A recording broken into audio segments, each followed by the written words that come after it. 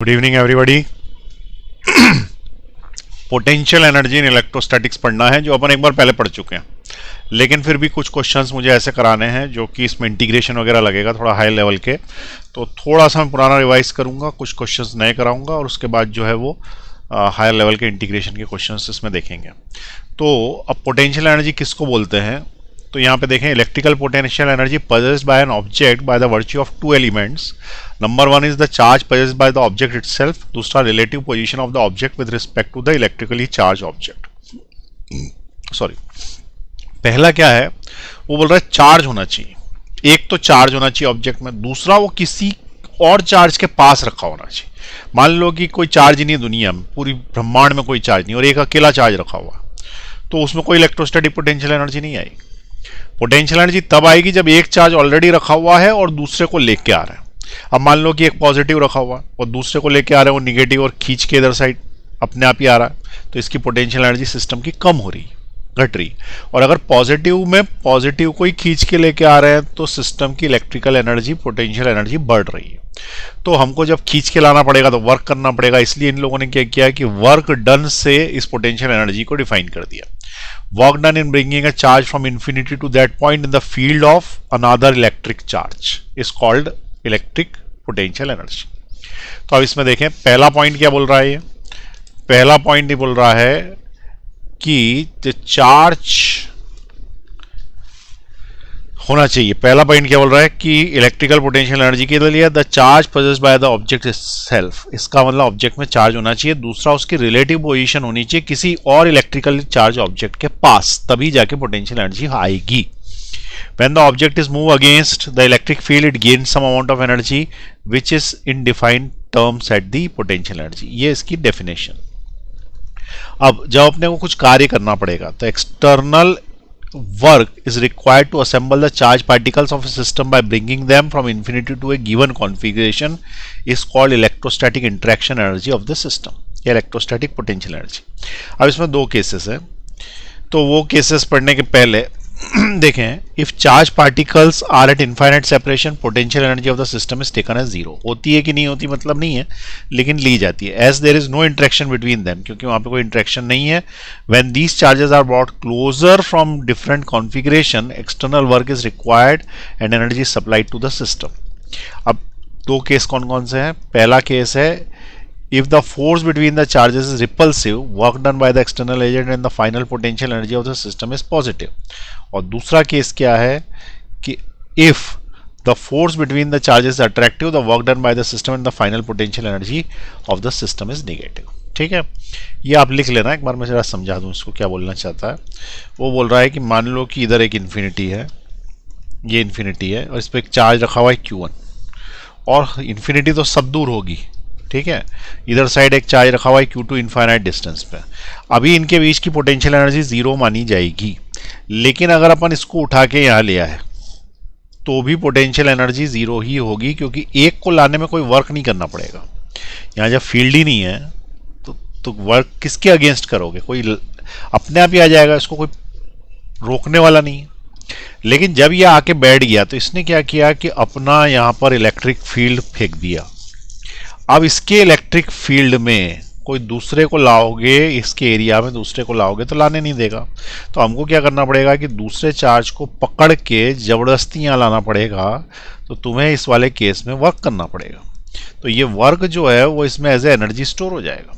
और हम ये बोलेंगे कि दो चार्जेस कुछ आर डिस्टेंस पे यदि आ गए तो उस केस में एनर्जी जो आएगी वो आएगी 1/4πε0 Q1 Q2 बाय R, जिसका डेरिवेशन हमने वर्क डन के केस में किया था। अब मैं इसका डेरिवेशन नहीं बता रहा, सीधे बता रहा हूं कि दो चार्जेस एटलीस्ट होने चाहिए, दो से ज़्यादा हुए, तीसरा भी लेके आए तो भी चलेगा, वो एक नए कॉन्फ़िगरेशन पे बिठा दिया हमने, तो इस पूरे सिस्टम की कुछ एनर्जी आ जाएगी, इस पूरे सिस्टम की, ठीक है, ये तीन चार्जेस के सिस्टम की। तो ऐसे ज़्यादा से ज़्यादा चार्ज बिठाते आओगे एनर्जी बढ़ती जाएगी, लेकिन पॉजिटिव चार्जेस में बढ़ेगी, निगेटिव चार्जेस में एनर्जी घट जाएगी। रीज़न ये है कि ये जो फॉर्मूला है, ये फॉर्मूला लगाते समय ध्यान रखें कि चार्ज का साइन हमें लेना है, ठीक है। We have to take the sign of the charge, ठीक है, चार्ज का साइन लेना है। पॉजिटिव है तो पॉजिटिव लेना, निगेटिव है तो निगेटिव लेना, ठीक। अब देखें दो तरीके के क्वेश्चंस इस पे बनेंगे। तो पहला जो टाइप का क्वेश्चन बनेगा उसमें डिस्क्रीट चार्ज होगा, क्योंकि चार्ज सिस्टम दो प्रकार का है। पहले नंबर पे जो था, जो हम पहले भी पढ़ चुके हैं, जिसका भी मैंने रिवीजन कराया, वो है discrete charge system. Discrete charge system. और दूसरे नंबर का जो मैं अभी समझाने वाला हूं वो है कंटिन्यूस चार्ज सिस्टम।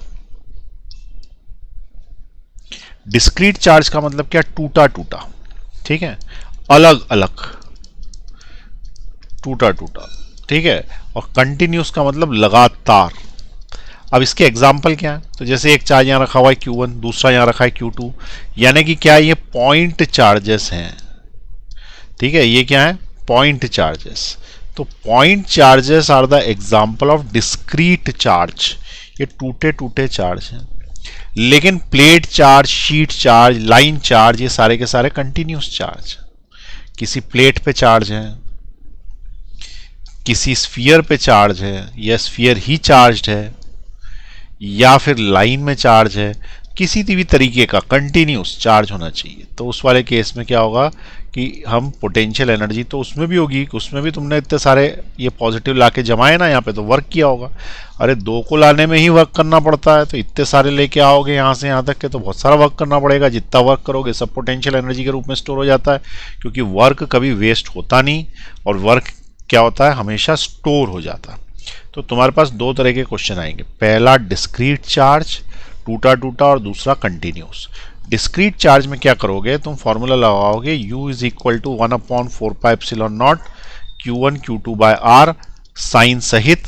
और कितनी बार लगाओगे, तो कितनी बार फॉर्मूला लगाना है, उसका कितनी बार फॉर्मूला लगेगा उसका आंसर है, मैथ्स की भाषा में बोलूं तो NC 2 टाइम्स लगेगा, ठीक है। इसका मतलब दो दो का पेयर बनाना पड़ेगा तुमको। जैसे मान लो कि मैंने बोला कि Q1 है, Q2 है और Q3 है, तो बताओ ये फॉर्मूला कितनी बार लगेगा, इसकी पोटेंशियल एनर्जी निकाल के बताओ, ठीक है। इसको क्वेश्चन बना के दे देता हूं मैं यहाँ पे, तो समझ में आ जाएगा। पहले भी कराए हुए हमने इसके क्वेश्चंस, फिर से एक बार कर रहे हैं। मान लो कि एक स्क्वायर है, और स्क्वायर के चारों साइड्स में कुछ ना कुछ चार्ज रखा हुआ। कितने का रखा है? +3 माइक्रोकुलाम, +6 माइक्रोकुलाम, +9 माइक्रोकुलाम, और -3 माइक्रोकुलाम। और इनके बीच का जो डिस्टेंस है वो 3 मीटर्स। क्वेश्चन ये पूछा है कि find the electrostatic potential energy of the system. Find electrostatic potential energy of system. System की पोटेंशियल एनर्जी क्या है?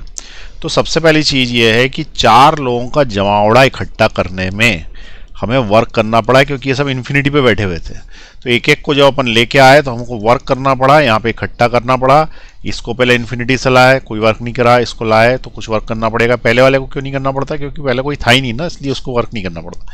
फिर इसको वर्क करना पड़ेगा, फिर इधर वर्क, फिर और वर्क, इस वाले में निगेटिव वर्क होगा, ठीक है। तो इस तरीके से वर्क करने से एक नया जमावड़ा हो गया, ये जमा हो गए एक जगह पे, और जमा हो जाते हैं, इकट्ठे हो जाते हैं, तो इकट्ठा करने में जो एनर्जी खर्च होती है उसी को पोटेंशियल एनर्जी बोलते हैं। तो अब फॉर्मूला कैसे लगेगा? तो U इज इक्वल टू, देखो कितनी बार लगेगा फॉर्मूला, पहला एक बार इन दोनों के बीच, क्योंकि फॉर्मूला क्या है हमारे पास, 1/4πε0 Q1 Q2 बाय R, यही तो फॉर्मूला है।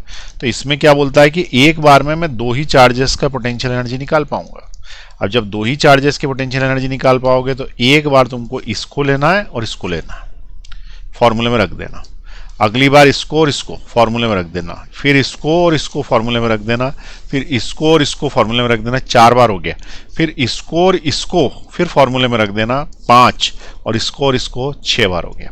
मैथ्स की लैंग्वेज में बोले तो टोटल चार्जेस 4 थे, और उसमें से दो दो के पेयर बनाने थे, तो 4C2 टाइम्स, 4C2 को लिखते हैं 4 × 3, और नीचे लिखते हैं 2 × 1। कैसे करते हैं इसको? 4 लिखते हैं और इसको एक नीचे तक और खोल लेते हैं, मतलब 2 डॉट्स तक, 4 3 2 1 ऐसे, तो 4 और 3 तक ही लिया क्योंकि नीचे 2 लिखा है ना।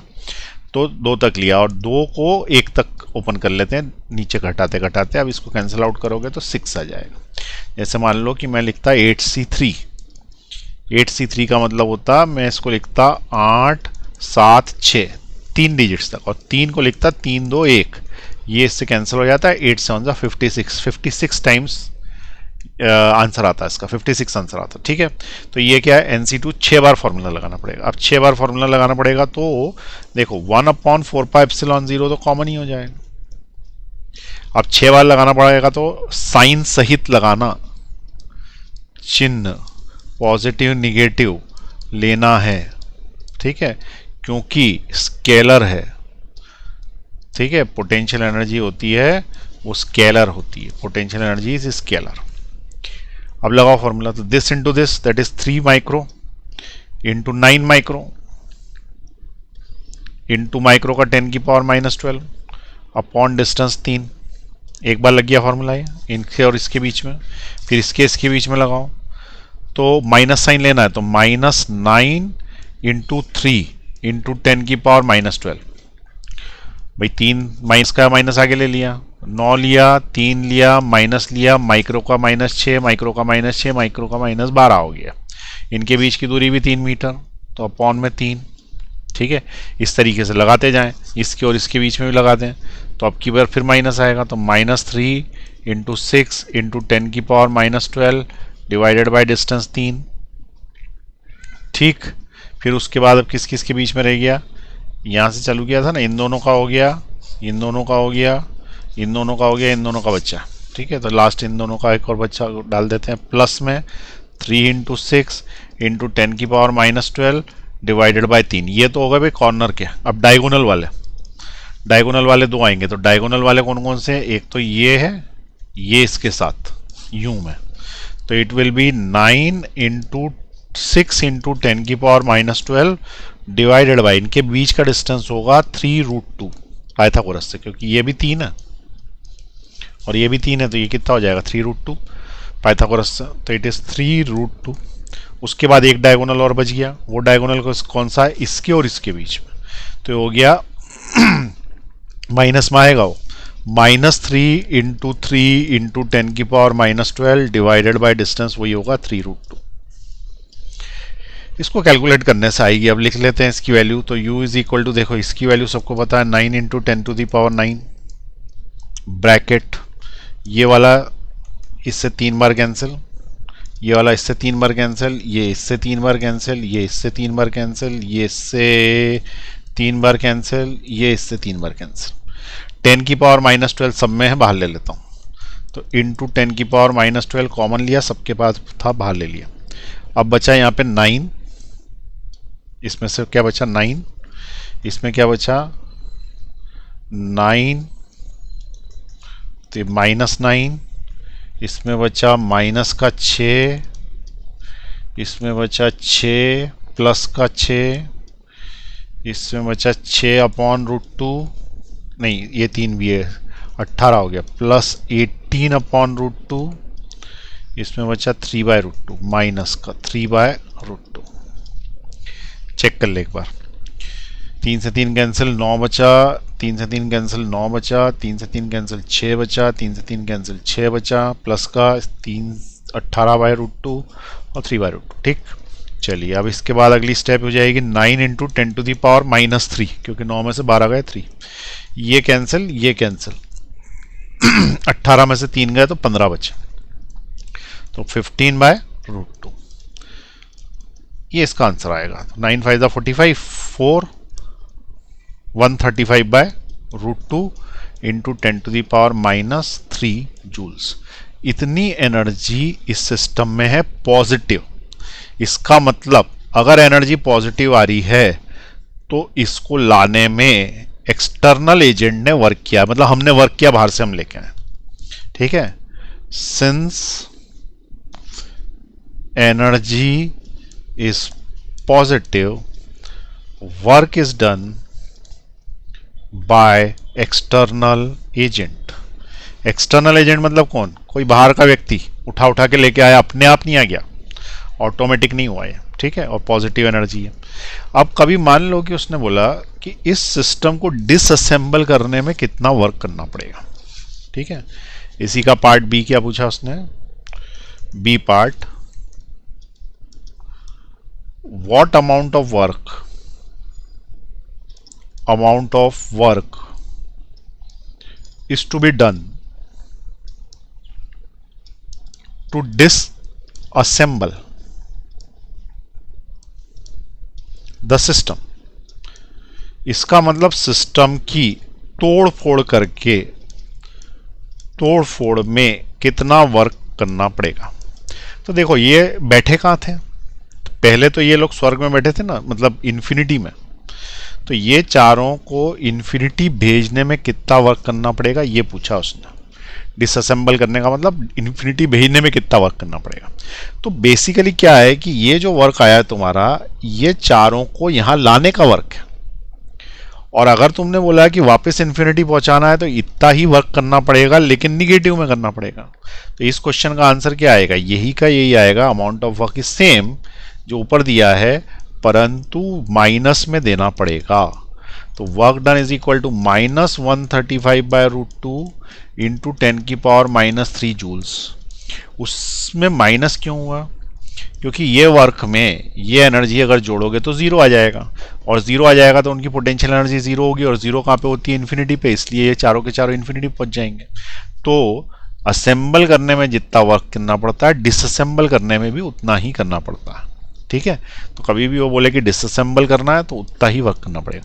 हाँ, यदि उसने ऐसा बोला कि इन्हें थोड़ी दूरी पे ले जाना, ज़्यादा दूरी पे नहीं, थोड़ी दूरी पे ले जाना, यहाँ से मान लो कि 3-3 मीटर का स्क्वायर था ना, 6-6 मीटर का करना, तो आप कितना वर्क करना पड़ेगा, तो तुम 6-6 पे नई एनर्जी निकाल लेना, फिर से 6 बार फॉर्मूला लगा के, 1 2 3 4 5 और ये वाला डायगोनल 6 बार फॉर्मूला लगा के फिर से एनर्जी निकालना, नई एनर्जी में से पुरानी एनर्जी घटाना, तो वर्क डन आ जाएगा। ठीक है, नए सिस्टम की एनर्जी और पुराने सिस्टम की एनर्जी का अंतर ही हमारा वर्क डन होगा। ठीक, चलिए ये अपना हो गया कौन सा वाला, जिसके अंदर अपन डिस्क्रीट चार्ज की बात कर रहे हैं। चार्ज कैसा है, टूटा टूटा। लेकिन अगर चार्ज इकट्ठा है, जैसे शीट में है, तो ये शीट चार्ज में तो एक एक पॉइंट चार्ज तुम इकट्ठा करके लाए हो वहां से, तो इतने सारे पॉइंट चार्ज के फॉर्मूले लगाने के बाद उनको जोड़ेगा कौन, तो अपने को बनेगा नहीं, क्योंकि जब अपन ने देखा कि अपन ने 4 लिया था तो ही 6 बार फॉर्मूला लगाने की नौबत आ गई थी। तो यदि बहुत ज़्यादा होंगे तो फिर कैसे करोगे, तो उसका आंसर है इसको इंटीग्रेट कर देंगे। ठीक है, तो जो कंटिन्यूस चार्ज सिस्टम है उसकी पोटेंशियल एनर्जी कैसे निकाली जाती है, इंटीग्रेशन से।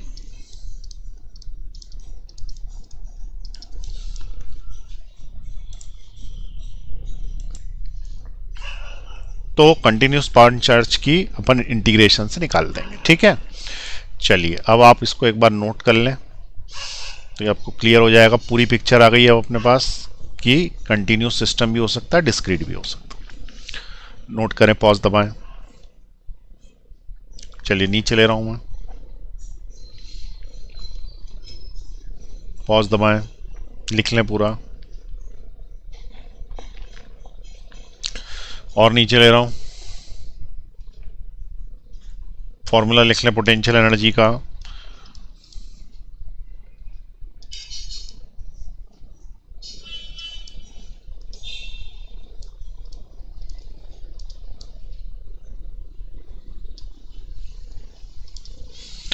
उसके बाद नीचे ले रहा हूं मैं, लिख लें यहां पे ये,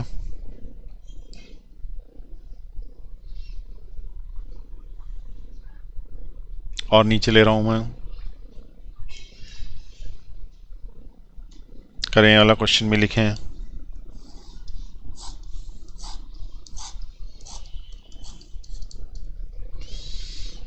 और नीचे ले रहा हूं, लिख लें फटाफट, और नीचे,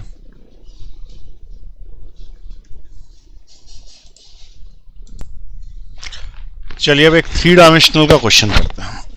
मान लो कि एक क्यूब है, ठीक है, रूबी क्यूब है वैसे, इसके सभी कॉर्नर्स पे एक एक चार्ज रखा हुआ, ये 4 इधर, फिर ये इधर, फिर ये इधर, सब दूर चार्ज रखा हुआ इसके।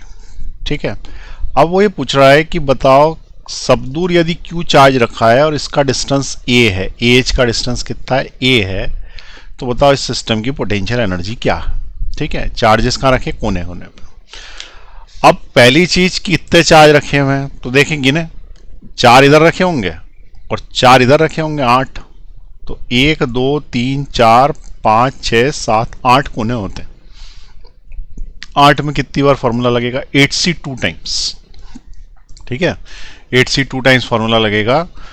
तो अगर उसने बोला कि क्यूब के सभी कोने पे रखे हुए हैं तो कितने बार फॉर्मूला लगेगा, तो हम क्या बोलेंगे, 8 कोने होते हैं, 8c2 टाइम्स, 8c2 को लिखेंगे 8 × 7 डिवाइड बाई 2 × 1, ये कट गया इससे 4 बार, 28 बार फॉर्मूला लगेगा काय में, क्यूब में। ठीक है, तो क्वेश्चन ये है कि क्यूब के चारों कॉर्नर पे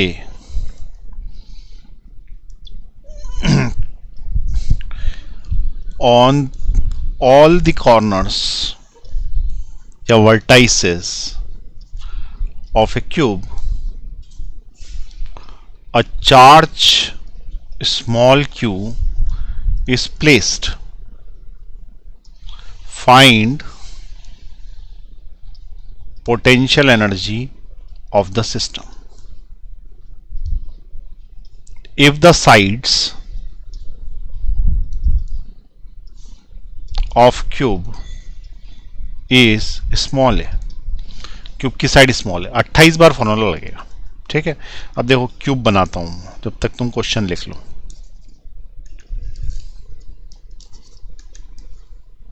ये स्क्वायर बनाया, ये एक और स्क्वायर बनाया, बस अब इसको ज्वाइन कर देंगे, क्यूब बन जाएगा। बचपन में बहुत बनाया तुमने ऐसा कॉपी में ना। अब यहां से लेके यहां तक का डिस्टेंस ए है और सब दूर चार्ज रखे हुए हैं, एक चार्ज, ये दूसरा, ये तीसरा, चौथा, पांचवा, छठा, सातवां और एक और यहाँ 8 चार्ज रखे हुए हैं, सभी क्यों हैं। अब अगर वो बोलेगा कि इनके बीच में पोटेंशियल एनर्जी निकालो, तो हमको जैसे ये 1 मान लो, मैं इसको 1 लिख देता हूँ। ठीक है, ये 1 है भले ही वो सब क्यों, लेकिन 1 2 3 4 लिख देता हूँ। तो 1 2 3 4, फिर ये वाले यहाँ से ले लो, तो ये है 5 6 7 8, 8 चार्जेस। अब फॉर्मूला किस किस के बीच में लगेगा, देखो एक बार इन दोनों के, 1 2 3 4 5 6 7 8 9 10 11 12 13 14 15 16 17 18 19 20, अब इधर से इधर की तरफ 21, इधर से इधर की तरफ 22, फिर ये यहां से यहां पे 23 और फिर ये यहां से यहां तक 24 और एक आध में भूल गया हूँ। ठीक है, 28 बार फॉर्मूला लगेगा। अब 28 बार जब फॉर्मूला लगेगा तो उसके अंदर कैलकुलेशन टफ हो जाएगा, लेकिन इतना भी नहीं है, बहुत आसानी से कर देंगे अपन। देखो कैसे, सबसे पहले तो अपन स्क्वायर डायगोनल्स, सबसे पहले तो हम साइड्स के बीच में निकालते हैं। तो फॉर्मूला क्या होता है पोटेंशियल एनर्जी का, 1/4πε0 Q1 Q2 अपॉन डिस्टेंस। अब जब तुम ये लगाओगे Q1 Q2, तो यहाँ तो Q1 Q2 Q3 सभी एक ही जैसे हैं और सभी क्या है, Q के बराबर है। तो Q स्क्वायर कॉमन आ जाएगा ना, तो 1/4πε0 Q स्क्वायर कॉमन आ जाएगा, सिर्फ R बचेगा तुम्हारे पास। R बचेगा तो R ही तो लिखना है बार बार। तो देखो R कैलकुलेट करना आसान है, मैं यहाँ से स्टार्ट करता हूँ। मैंने 1/4πε0 कॉमन ले लिया है, Q1 Q2 भी कॉमन ले लिया है। अब बस मेरे को यहाँ पे डिस्टेंस लिखना है 1/1 करके 27 बार। ठीक है, 1/1 करके 27 बार। अब इसमें मैं कैसे कैलकुलेट करूंगा, देखो ये A, फिर ये, फिर A, 4 बार है, 5 बार है, 6 बार है, 7 बार है। ठीक है, फिर उसके बाद कहाँ से जाएगा, 8 बार है, फिर 9 10, फिर उसके बाद 11 और फिर उसके बाद 12 बार तो साइड्स ही साइड्स का लगेगा। तो इसके अंदर क्या होती है, 12 होती हैं साइड्स। ठीक है, जिनकी लंबाई क्या होती है, जिनकी लंबाई होती है A के बराबर। उसके बाद इसमें आते हैं स्क्वायर डायगोनल्स, ठीक है, स्क्वायर छोटे डायगोनल, जिनको अपन फेस डायगोनल्स बोलते हैं, जो कि फेस पे रहते हैं। और एक जो कमरे के बिल्कुल कोने कोने तक रहते हैं उनको बोलते हैं अपन बिग डायगोनल्स, बिग डायगोनल्स, ठीक है, जो कि कॉर्नर कॉर्नर पे होते हैं। अब देखो स्क्वायर डायगोनल्स कितने होंगे, तो स्क्वायर डायगोनल्स अगर अपन निकालें तो एक ये फिर एक ये, ऐसे सरफेस सरफेस पे होंगे, एक इधर एक इधर, इस तरीके से स्क्वायर डायगोनल्स बनते हैं। जैसे कि ये एक सरफेस है तो इस सरफेस पे एक स्क्वायर डायगोनल बन गया। ऐसे कुल मिला के सरफेसेस कितनी हैं इसकी, कितनी सरफेसेस देखो, 1 2 3 4 5 6, 6 सरफेसेस हैं। और हर सरफेस पे कितने डायगोनल्स मिल रहे हैं तुमको, दो दो डायगोनल मिल रहे हैं हर सरफेस पे। तो 12 स्क्वायर डायगोनल हो गए, 12 साइड्स हो गई और 12 ही स्क्वायर डायगोनल्स हो गए, जिनकी लंबाई क्या होगी, तो जिनकी लंबाई है, अगर ये a है और ये a है तो ये √2a है, यहां से लेके यहां तक, क्योंकि स्क्वायर का डायगोनल है, तो इट इज √2a। अब बड़े डायगोनल की बात करें तो तुम कमरे में देखो, जिस कमरे में बैठे उस कमरे में कोने से कोना मिलाओ तो तुमको ये पता पड़ेगा कि 1 2 3 4 4 बड़े डायगोनल्स बनते हैं। कौन कौन से, इसको पीछे वाले से, इसको यहां से मत मिला देना, फेस डायगोनल हो जाएगा। ये यहां से पीछे वाले से 1, फिर इसके आगे वाला इसके पीछे वाले से 2, फिर इसके पीछे वाला इसके आगे वाले से 3, फिर इसके आगे वाला इसके पीछे वाले से 4। तो 4 बड़े डायगोनल बनेंगे। और जो 4 बड़े डायगोनल बनेंगे उनकी जो लंबाई होगी, लेंथ होगी, वो होती है √3a। अब ये मत पूछना कहां से आया, 10th क्लास में फॉर्मूला था। डायगोनल, बड़े डायगोनल की लंबाई होती है √3a। अब देखो कितनी बार हुआ, तो 12 और 12 24 और 4 28 बार फॉर्मूला लगेगा। 12 12 24 और एक ये 4, 28 बार फॉर्मूला लगेगा। 12 12 4, ऊपर अपन ने देखो कितनी बार निकाला था, 28 बार निकाला था ना, तो ये 28 बार फॉर्मूला लगेगा। अब आसानी से लग जाएगा। देखो यहाँ पे Q1 Q2 1/a, ऐसे मुझे कितनी बार लिखना है साइड्स के लिए, 12 बार। तो 1/a 12 बार लिखने की जगह मैं 1/a का 12 बार लिख दूं ऐसे, प्लस 1/√2a, ऐसा कितनी बार लिखना है मेरे को, फिर से 12 बार, प्लस 1/√3a डिस्टेंस कितनी बार लिखना है, 4 बार, क्योंकि ऐसे डायगोनल कितने हैं बड़े वाले, 4। बस अब इतना सा कैलकुलेशन करना है। तो u इज इक्वल टू क्या हो गया, 9 × 10⁹ q स्क्वायर। सब में से नीचे से ये कॉमन, अंदर क्या बचा, इसका बचा 12, इसका बचा 12/√2, इसका बचा 4/√3। तो 12 + 12/√2 + 4/√3। अब यहां से देखो कुछ कॉमन निकल रहा, तो 9 × 10⁹ q स्क्वायर बाय a वही है, इनमें से कॉमन निकल रहा है 4, तो 4 बाहर ले लिया मैंने। अंदर बचा 3 + 3/√2 + 1/√3, ये आएगी उसकी पोटेंशियल एनर्जी। इसको चाहो तो 36 कर लो, तो u is equal to 36 × 10⁹ q square by a, bracket में 3 + 3/√2 + 1/√3। एलसीएम लेना तो लेके जो भी फॉर्मेट में दिया हो उस फॉर्मेट में ले लेंगे, परंतु अभी अपन यहीं पे छोड़ रहे हैं इसको। तो इतनी उसकी पोटेंशियल एनर्जी आ जाएगी सिस्टम की, ठीक है। और अगर इसको डिसअसेंबल करना, इस क्यूब को तोड़ फोड़ के इन्फिनिटी पे पहुंचाना, तो इतना ही वर्क करना पड़ेगा, तो वर्क डन भी हो जाएगा। अगर इनमें से कोई सा माइनस होता तो माइनस सॉल्व कर लेते हैं, ठीक है। तो ये आगे आपको समझ में क्वेश्चन डिस्क्रीट चार्जेस के कैसे करने हैं। चलिए नोट कर लीजिए फटाफट इसको।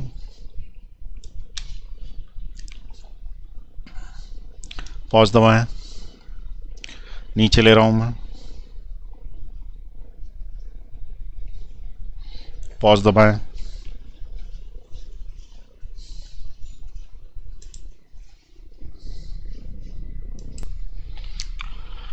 चलिए अब इसके बाद एक बहुत अच्छा क्वेश्चन करा रहा हूं मैं।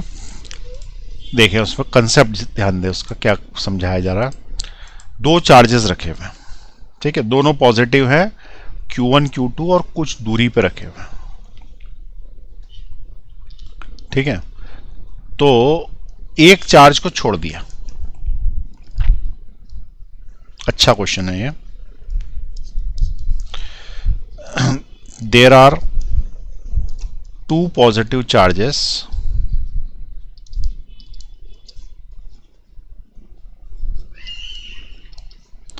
at a distance r1 and now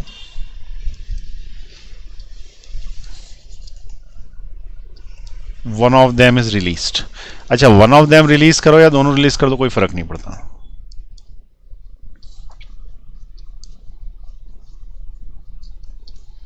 such that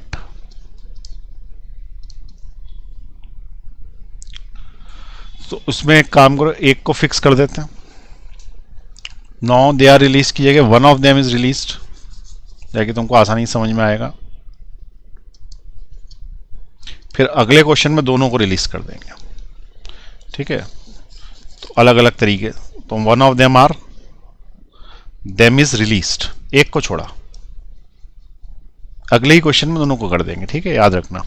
there are two positive charges at distance r1 and now one of them is released such that the distance between them is now r2। जहां पे r2 ज्यादा है r1 कम है। Find velocity of second charge Q2 which is released। दो positive charges हैं Q1 and Q2, ठीक है। अब क्वेश्चन ध्यान से पढ़ें, अच्छा क्वेश्चन है। टू पॉजिटिव चार्जेस थे Q1 and Q2, distance r1 था उनके बीच में। एक को रोक दिया r1 को और r2 को छोड़ दिया, दूसरे वाले को Q2 को छोड़ दिया। अब उनके बीच की दूरी बढ़ के r2 हो गई। तो ये बताओ कि उस समय Q2 चार्ज जिसको छोड़ा था उसकी स्पीड क्या थी। तो देखें यहाँ पे ये रखा हुआ है Q1 और ये रखा है Q2, और इनके बीच जो दूरी पहले बताई गई है वो दूरी इनके बीच है r1, ठीक है, पहले, ठीक है। अब Q1 तो वहीं के वहीं बैठा हुआ है, लेकिन Q2 को छोड़ दिया तो Q2 भाग गया। Q2 भाग गया तो मान लो यहां तक भाग गया। अब Q2 जब यहां भागा तो इस जगह पे Q2 है और इनके बीच की दूरी बढ़ गई। बीच की दूरी कितनी हो गई, r2 हो गई। ऐसा कब हुआ, बाद में हुआ। तो बताओ कि उस समय पे इसकी स्पीड क्या थी, इसकी वेलोसिटी क्या है जब ये यहां पहुंच गया। तो क्योंकि यहां तो ये रेस्ट पे था ना, रुका हुआ था ना, दोनों ही रेस्ट पे थे, लेकिन चला तो स्पीड गेन कर ली होगी। तो स्पीड कितनी होगी ऐसा बताना, ठीक। अब सबसे पहले ये बताओ, पहला क्वेश्चन,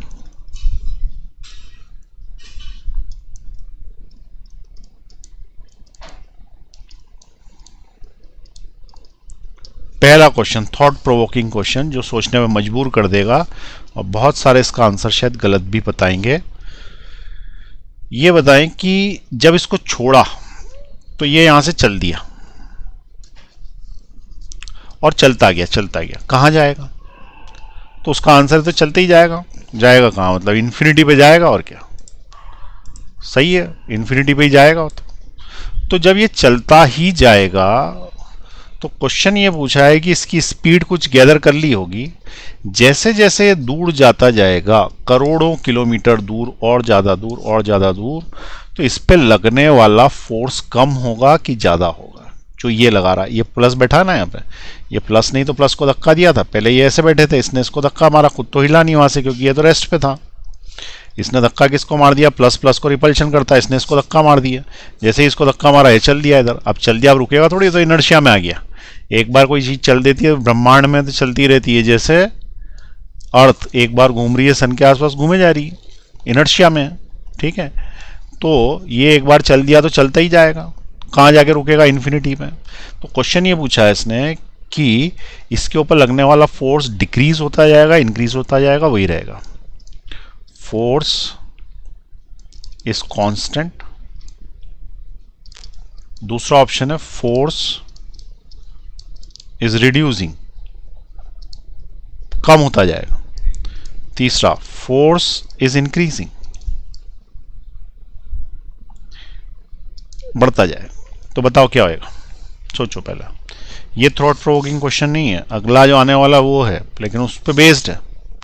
तो बताओ ये वाला जब इसको धक्का देगा तो चूंकि ये पास रखे हैं बहुत जम के फोर्स लगाएगा, क्योंकि कूलाम का फोर्स ही ये बोलता है कि जो पास रखे हों Q1 Q2 upon are square, यदि उनकी दूरी कम हो तो फोर्स ज़्यादा लगेगा। इसका मतलब जब ये पास बैठा था इसने जम के लात मारी थी, लेकिन दूर जब चला गया तो दूर से थोड़ी इतनी जम के लात मार पाएगा, दूर से कोई मैग्नेट थोड़ी खींच पाता है। तो ये जैसे जैसे दूर जाता जाएगा इसका फोर्स क्या होता जाएगा, कम होता जाएगा। तो पहली चीज ये फोर्स वेरिएबल है, फोर्स इज वेरिएबल, फोर्स कम होता जाएगा। ठीक है, अब खास क्वेश्चन ये है second, velocity of charge Q2 पहला रिमेन कांस्टेंट, दूसरा रिड्यूसेस,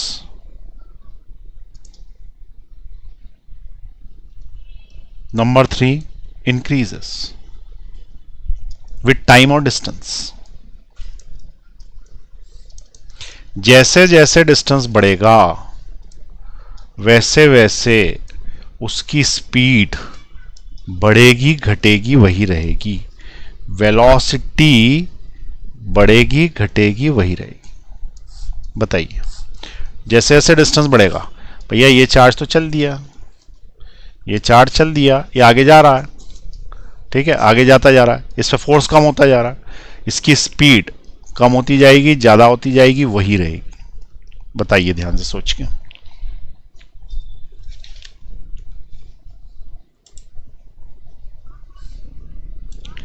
दिख रहे हैं ना ऑप्शंस?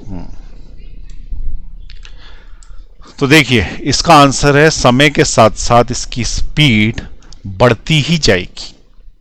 अब ये बड़ा विचित्र बात है, बढ़ती कैसे जाएगी भाई, फोर्स तो कम होता जा रहा है, फोर्स कम होता जा रहा है तो स्पीड क्यों बढ़ती जा रही है? तो उसका आंसर ये है कि फोर्स का मतलब ही एक्सेलरेशन होता है, फोर्स का मतलब ही मास इनटू एक्सेलरेशन होता है। फोर्स क्या होता है, force is equal to mass into acceleration. जब जब फोर्स है एक्सेलरेशन है, और एक्सेलरेशन का मीनिंग ही स्पीड अप होता है। Acceleration is speeding up. हम स्कूटर का एक्सेलरेटर देते हैं तो स्पीड बढ़ती है ना, बस ये है कि अब अपन एक्सेलरेटर थोड़े धीरे देंगे, लेकिन धीरे देने का मतलब ये थोड़ी कि ब्रेक मार दिया, एक्सेलरेटर कम दे रहे हैं क्योंकि फोर्स कम लग रहा है, समय के साथ साथ एक्सेलरेशन कम हो रहा है, तो स्पीड अप तो हो रहा है लेकिन उतनी तेजी से नहीं हो रहा जितनी तेजी से पहले होता था, तो स्पीड तो बढ़ती ही जाएगी। यदि तुमने एक्सेलरेटर स्कूटर का जो है वो घुमाया, तो तुम्हें अगर इधर साइड घुमाया यानी एक्सेलरेशन दिया तो स्पीडोमीटर तो बढ़ेगा ही। वो बात अलग है कि थोड़ा धीरे धीरे बढ़ेगा क्योंकि बाद में तुम धीरे धीरे घुमा रहे हो, तो एक्सेलरेशन तो दे ही रहे हो ना, क्योंकि फोर्स दे रहे हो तो एक्सेलरेशन आ रहा। ठीक है, तो इसका मतलब क्या है, इसकी स्पीड समय के साथ साथ बढ़ेगी। ठीक, ये थॉट प्रोवोकिंग क्वेश्चन था। अब अपन वापस अपने ओरिजिनल क्वेश्चन में आ जाए। ओरिजिनल क्वेश्चन ये है कि जब इनके बीच का डिस्टेंस R2 हो जाएगा, पहले R1 था, तो उस समय पे इस चार्ज की स्पीड या वेलोसिटी क्या होगी। ठीक है, तो हमको ये पता पड़ गया है कि फोर्स वेरिएबल है। फोर्स वेरिएबल है तो इंटीग्रेशन से सॉल्व होगा, वेरिएबल फोर्सेस से क्वेश्चन इंटीग्रेशन से सॉल्व होता है। तो हमने क्या बोला कि इसको सॉल्व करने के लिए इंटीग्रेशन लगेगा, इस क्वेश्चन को सॉल्व करना, इंटीग्रेशन मेथड यूज करनी पड़ेगी because force is variable. Force is variable, variable चीजों में इंटीग्रेशन लगता है। तो हुआ क्या था, यहाँ पे चार्ज रखा था Q1, यहाँ रखा था Q2, इनके बीच का डिस्टेंस क्या था R1, ये फिक्स था और दूसरे वाले की वेलोसिटी 0 थी। फिर क्या हुआ कि ये तो फिक्स ही रहा, लेकिन इसने पड़ोसी को धक्का मार दिया और पड़ोसी जाके गिरा, यानी गिरा नहीं, अभी जा ही रहा है और अभी पहुंच गया ये Q2 पे। तो इसने पूछा है कि इस समय पे इसकी स्पीड क्या होगी ये बतानी है। तो देखो हमने क्या बोला कि जब ये जा रहा था तो इसके ऊपर वेरिएबल फोर्स लग रहा था। मान लो कि किसी समय पे यहाँ था, ठीक है, यहाँ से चला ना, तो किसी समय पे इंटरमीडिएट स्टेज पे था, यहाँ पे कहीं पे।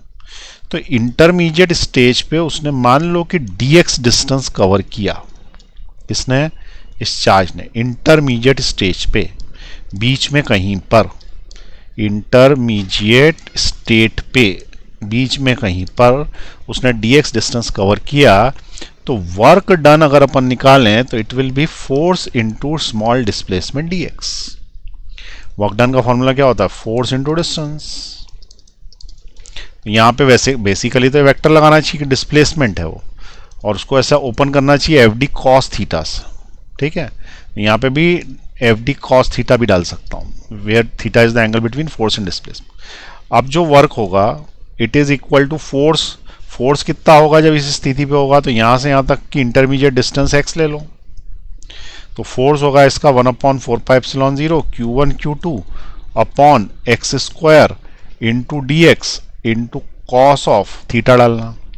Theta is the angle between force and displacement. ये प्लस है, ये प्लस है, ये इधर ही जा रहा है, इधर ही जा रहा है ना, इधर ही जा रहा है, तो फोर्स भी इधर ही लग रहा है, डिस्प्लेसमेंट भी इधर ही हो रहा है, एंगल 0 डिग्री है, इसलिए cos 0 1 हो जाएगा। ठीक, तो इसने जो वर्क किया वो dw इज इक्वल टू के q1 q2 upon x square into d x किया, इतना वर्क किया। ये वर्क किया तो वहाँ तक पहुँचने में इसको जो वर्क करना पड़ेगा तो उसको अपन क्या करेंगे? इंटीग्रेशन से करेंगे, और ये जो वर्क होगा ये काइनेटिक एनर्जी के बराबर होगा। वर्क डन क्या होगा? काइनेटिक एनर्जी के बराबर होगा, ठीक है। This work done is equal to kinetic energy. दूसरी चीज, वर्क डन का एक और फॉर्मूला होता है, work done is equal to mass into acceleration, ठीक है। Work done is equal to force into displacement, और force is equal to mass into acceleration into displacement. तो इस केस में इसको जो वर्क करना पड़ा उसको हम बोलेंगे कि वो काइनेटिक एनर्जी में बदला। तो अगर मैं इसको इंटीग्रेट कर दूं, कहाँ से कहाँ तक इंटीग्रेट करूँगा? तो ये पहले बैठा था R1 पे, अब चला गया R2 पे, तो मुझे इतना वर्क करना पड़ेगा उस केस में। तो ये जो W आया है इसमें से K Q1 Q2 बाहर निकल जाएगा, x की पावर -2 का इंटीग्रेशन -2 + 1 -2 + 1, और इसको मैंने बंद किया तो ऊपर हो गया R2, नीचे हो गया R1। तो इस प्रोसेस में जो वर्क हुआ वो हो गया K Q1 Q2 और R x की पावर -1 अपॉन -1, और ऊपर हो गया R2, नीचे हो गया R1। तो work done is equal to K Q1 Q2 -1 upon x लिख सकते हैं इसको अपन, R2 R1। क्यों? क्योंकि माइनस तो यहाँ लिखा ही है, और ये x की पावर -1 जब नीचे आता है तो 1/x हो जाता। अब इस केस में work is equal to K Q1 Q2 bracket -1 upon R2 upper limit डाली, minus +1 upon R1 lower limit डाली, ठीक है। तो work done is equal to K Q1 Q2, LCM आया R1 R2, इधर गया तो माइनस का R1 प्लस का R2, इतना वर्क होगा। तो work is equal to K Q1 Q2, it will be R2 - R1 upon R1 R2, इतना वर्क होगा ये, ठीक है। अब ये जो वर्क है इसमें R2 देखो छोटा है कि बड़ा है? R2, ये R2 यहाँ से यहाँ तक का, और R1 इसमें से सब्सट्रैक्ट हो जाएगा। तो ये जो वर्क आया है it will be converted into kinetic energy. यही तो काइनेटिक एनर्जी बन जाएगी ना उसकी। तो काइनेटिक एनर्जी बन जाएगी, तो this work is converted into kinetic energy.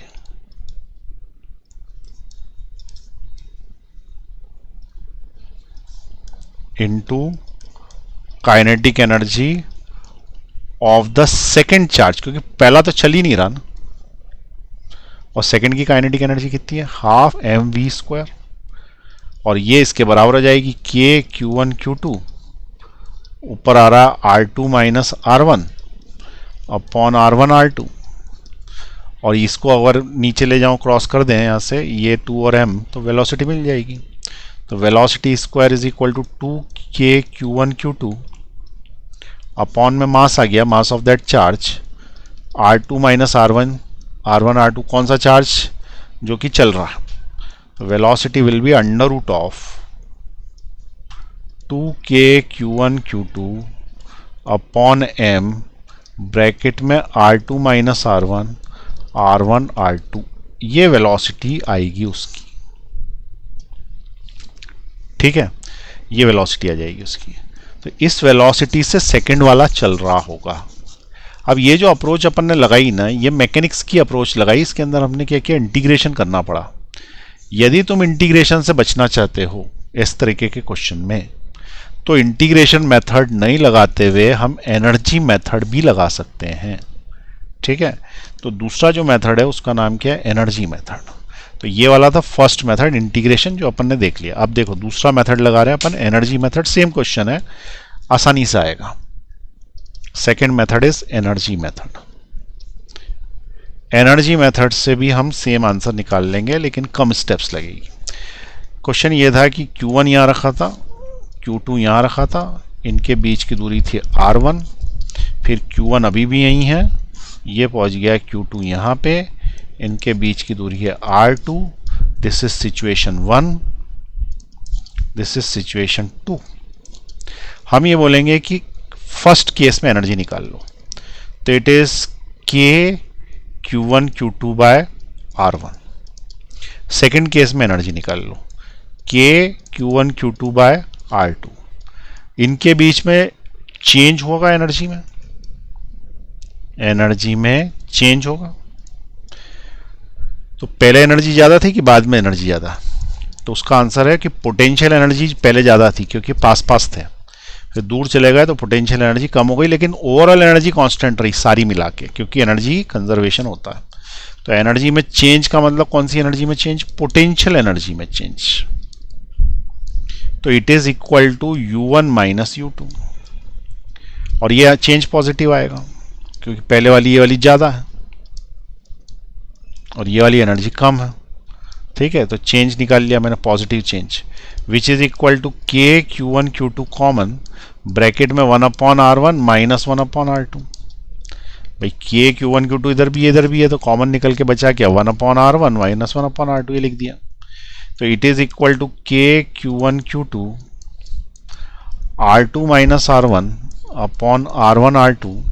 This is the change in potential energy, और ये जो पोटेंशियल एनर्जी का चेंज है यही उसकी काइनेटिक एनर्जी बनेगी दूसरे वाले की।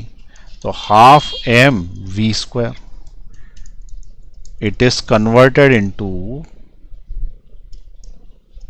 Kinetic energy. दूसरे वाले की काइनेटिक एनर्जी यही तो बनेगी, तो ये काइनेटिक एनर्जी बनेगी। तो ये वाली इक्वेशन 1 और ये वाली इक्वेशन 2 बराबर कर दो, बस आ गया फॉर्म आंसर। इसके बाद की कैलकुलेशन तो वही है, half mv² is equal to K Q1 Q2 R2 minus R1 upon R1 R2। अब इसमें से हमें सिर्फ वेलोसिटी चाहिए, 2 को इधर पहुंचाओ, m को नीचे लाओ, रूट ले लो, तो velocity will be under root of 2k Q1 Q2 R2 minus R1 upon R1 R2, और m आ जाएगा नीचे। ये वही आंसर आ गया जो इसके पहले आया था। ये मेथड है एनर्जी, ये बहुत आसान पड़ती है, इसलिए एनर्जी से क्वेश्चन सॉल्व करने हैं। मैकेनिक्स वाली एनर्जी जो मेथड है इंटीग्रेशन वाली, वो भी कर सकते हो, लेकिन ज़्यादा स्टेप्स लग रही हैं, तो always try energy method first. ठीक है, सेम आंसर आया है जो पहले आया था। चलिए अब आप नोट कर लीजिए, तो आपको याद रहेगा कि एनर्जी मेथड और ये दोनों एक ही जैसी हैं, परंतु एनर्जी आसानी से निकलती। क्वेश्चन यहाँ पे है, ठीक है, नोट कर लें, पॉज दबा के नीचे ले रहा हूं मैं, नोट कर लें, और नीचे ले रहा हूं, नोट करें,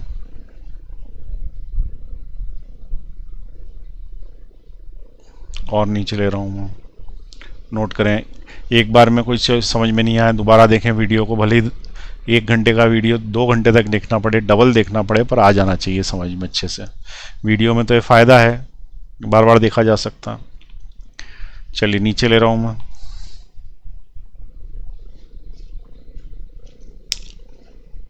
और नीचे ले रहा हूँ, एनर्जी मेथड नोट करो, और नीचे